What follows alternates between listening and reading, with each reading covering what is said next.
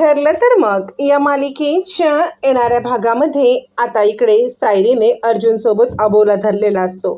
सायरीला याची अतकिंचित कल्पना नसते की अर्जुनने ही केस मधुभाऊंसाठी लढत आहे आणि मधुभाऊंसाठी केस लढून या सगळ्यामध्ये अर्जुन मधुभाऊंना सोडवून आणणार आहे.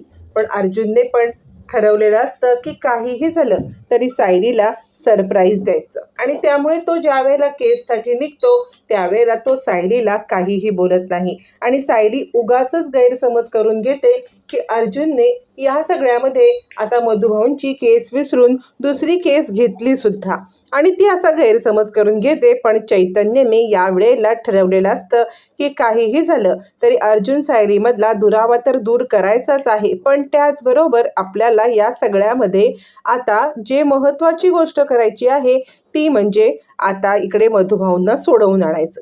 हे सगळं आता इकडे चैतन्य करणार असतो. तोपर्यंत अर्जुन आता सायलीला या काहीच गोष्टी बोलत नाही, त्यामुळे सायली गैरसमज करून घेते. त्यातच अर्जुन केस लढायला जात.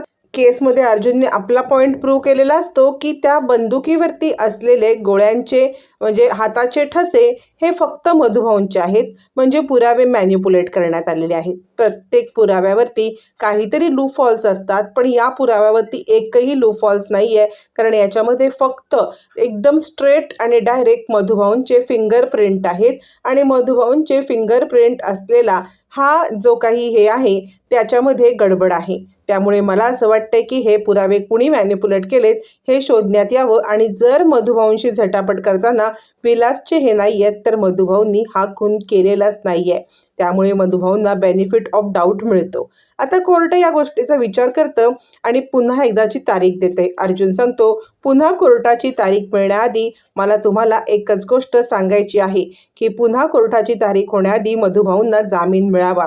दिवाळी आहे, त्यांना ही दिवाळी आपल्या प्रियजनांच्या सोबत सेलिब्रेट करता यावी असं म्हणत अर्जुनने आता खूप मोठं आव्हान समोर ठेवलेलं असतं. आता अर्जुनचं हे आव्हान किंवा अर्जुनची ही मागणी मान्य केली जाते, कारण मधुभाऊंचं जेलमधलं वर्तन खूप चांगलं असतं. मधुभाऊ जेलमध्ये असताना प्रामाणिकपणे आपलं काम करत असतात आणि कोणत्याही प्रकारे आपल्या कामात कसूर नाही किंवा ते कुणाशी भांडण नाही, तंटा नाही, दिलेलं काम व्यवस्थित करून गुण्यागोविंदाने सगळ्या लोकांना सुधारत असतात. त्यामुळे कोर्टाकडून मधुभाऊंना क्लीन चिट मिळते आणि मधुभाऊंना जामीन मिळतो. आता मधुभाऊंचा जामीन हा दिवाळीच्या दिवसापासून सुरू होणार असतो, त्यामुळे आजची रात्र मधुभाऊंना जेलमध्ये ठेवण्यात यावं असं आता इकडे कोर्टाकडून आदेश येतो. त्यानंतर अर्जुन आणि चैतन्य या दोघांचं बोलणं होतं. अर्जुन म्हणतो एक काम करूया, आता आपण सायलीला सरप्राईज देऊया, कारण कसं आहे या सगळ्यामध्ये जर का आपण सायलीला डायरेक्ट जाऊन सांगितलं त्यापेक्षा आपण मधुभाऊंना डायरेक्ट तिच्यासमोर नेऊन उभं केलं तर हे जास्त चांगलं होईल.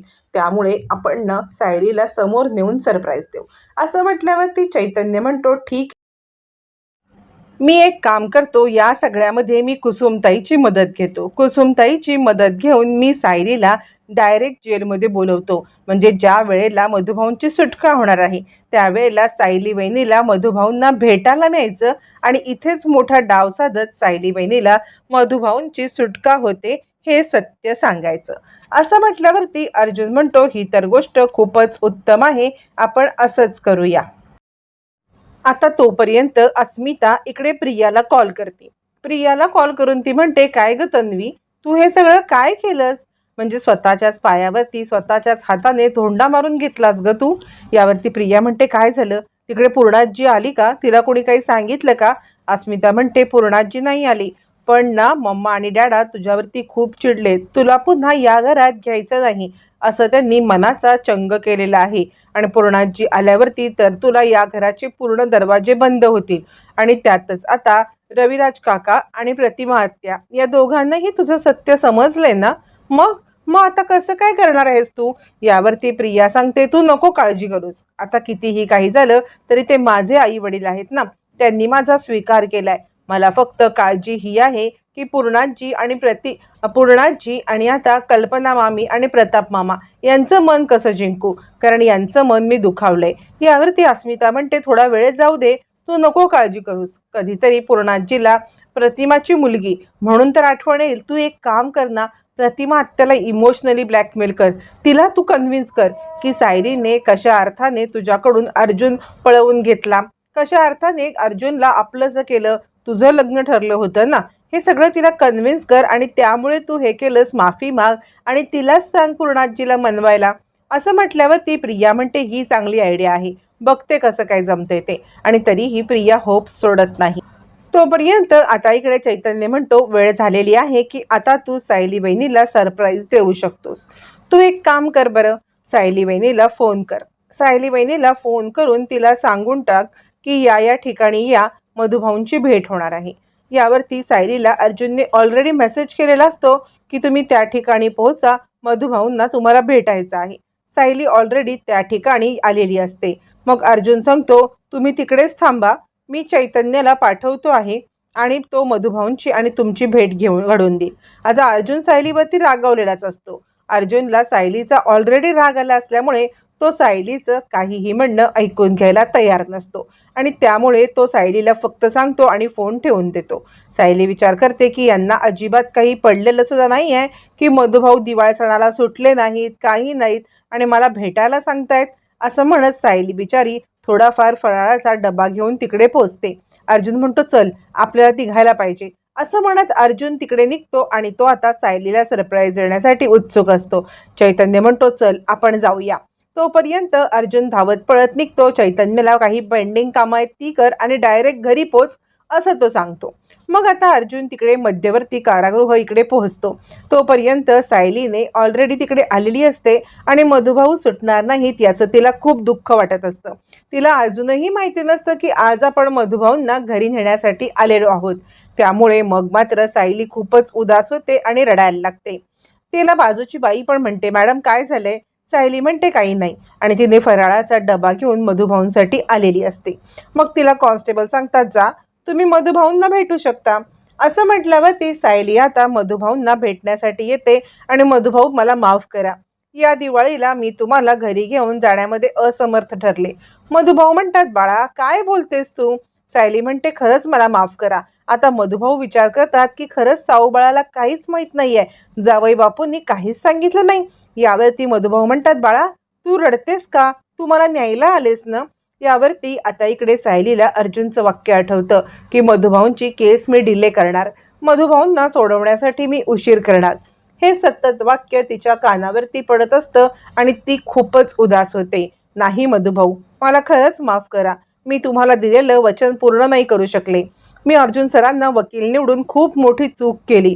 मधुभाऊ मला तुम्हाला काही गोष्टी सांगायच्या आहेत. असं म्हणत सायली आता आपल्या मनातली गोष्ट मधुभाऊंना सांगणार. तेवढ्यात मधुभाऊ म्हणतात साऊबाळा काय बोलतेस तू, तुझा काहीतरी गैरसमज झालाय. अर्जुन सरांसारखा वकील, जावई बापूंसारखा वकील अगं आपल्याला शोधून नसता सापडला. कालच्या केसमध्ये त्यांनी काय डावपेच खेळले आणि आता त्या ज्या बंदुकीवरचे ठसे होते ना ते फक्त माझे, म्हणजे कुणीतरी ती बंदूक पुसून माझ्या हातात दिली मी बेशुद्ध पडताना, हे कोर्टात सिद्ध केलं आणि मला जामीन मिळवलाय. सायली म्हणते काय बोलताय मधुभाऊ, काल तुमची केस चालू होती. मधुभाऊ म्हणतात मग जावई बापू तुला बोलले नाहीत का. सायली म्हणते नाही, हे मला खरंच काही बोलले नाहीत, पण ती तुमची केस होती. यावरती मधुभाऊ म्हणतात हो बाळा, अगं साऊ बाळा तू जावई बापूंनी मला सोडवण्यासाठी जे काही परिश्रम केलेत ना ते फक्त एकच मुलगा आपल्या बापाला सोडवण्यासाठी करू शकतो आणि ते त्यांनी केलेले आहेत. खरं सांगू का तर जावई बापू खूप खूप ग्रेट आहेत. आणि तितक्यात तिकडे आता एंट्री होते ती म्हणजे अर्जुनची. अर्जुनला पाहिल्यावरती इकडे आता मधुभाऊ म्हणतात आलात. यावरती अर्जुन म्हणतो मधुभाऊ तुम्ही कपडे पॅक केलेत, मी तुम्हाला न्यायला आलोय. आता सायलीला खूप वाईट वाटतं की आपण अर्जुन सरांवरती इतका मोठा संशय घेतला. त्यावरती अर्जुन म्हणतो काय झालं सायली, आता तुम्ही हसणार नाही का, मधुभाऊंना घेऊन जायला आलात ना. यावरती मधुभाऊ म्हणतात हो साऊ बाळा, अगं तू यांच्यासारखा वकील केलास म्हणूनच माझी सुटण्याची आशा वाढली आणि मी तुझ्यासोबत घरी येऊ शकतोय. आता मात्र सायलीला अर्जुनची माफी कशी मागावी, अर्जुनला काय बोलावं काहीच कळत नसतं आणि बिचारी आता लाजेने मान खाली घालते. अर्जुन म्हणतो मधुभाऊ तुमची बॅग द्या आणि चला गाडी तयार आहे, तुम्ही दोघांनी बाहेर येऊन गाडीत बसा. असं म्हणत अर्जुन खूप खुश असतो. फायनली मधुभाऊंची सुटका होत असते. पण सायलीच्या मनामध्ये कुठेतरी गिल्ट राहतो.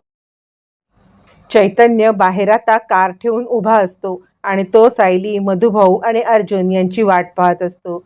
आता अर्जुनने इतका मोठा त्याग करत मधुभाऊंना सोडवलंय. आपण त्यांच्याबद्दल किती गैरसमज केला गेला. त्यावेळेला चैतन्य म्हणतो, सायली वहिनी मला माफ करा. ही आयडिया माझी होती. ही आयडिया अर्जुनची नव्हती आणि त्यामुळे मी तुम्हाला जे सांगतोय ना ते ऐका. अर्जुनला माफ करा. आता सायलीला अजून वाईट वाटतं. म्हणजे अर्जुन सरांची ही आयडिया नसताना आपण त्यांना नको नको ते बोललो. आपण सानेंसारखा वकील करायला गेलो आणि घरच्या सगळ्यांना मनस्ताप दिला. सायली आता अर्जुनला मनवण्याचा प्रयत्न करणार असते, पण अर्जुनने आता मात्र रागाचं रूप धारण केलेलं असतं. मुद्दाम लटका राग धरलेला असतो की जेणेकरून सायलीने मनवावं. आता मधुभाऊंना घरी घेऊन आल्यावरती सायलीची दिवाळी धूमधडाक्यात साजरी तर होणार आहे, पण अर्जुनला सायली कसं मनवणार आणि या सगळ्यामध्ये दोघांच्या मध्ये काय प्रेमाचे खटके उडणार हे पाहणं फारच रंजक ठरणार आहे.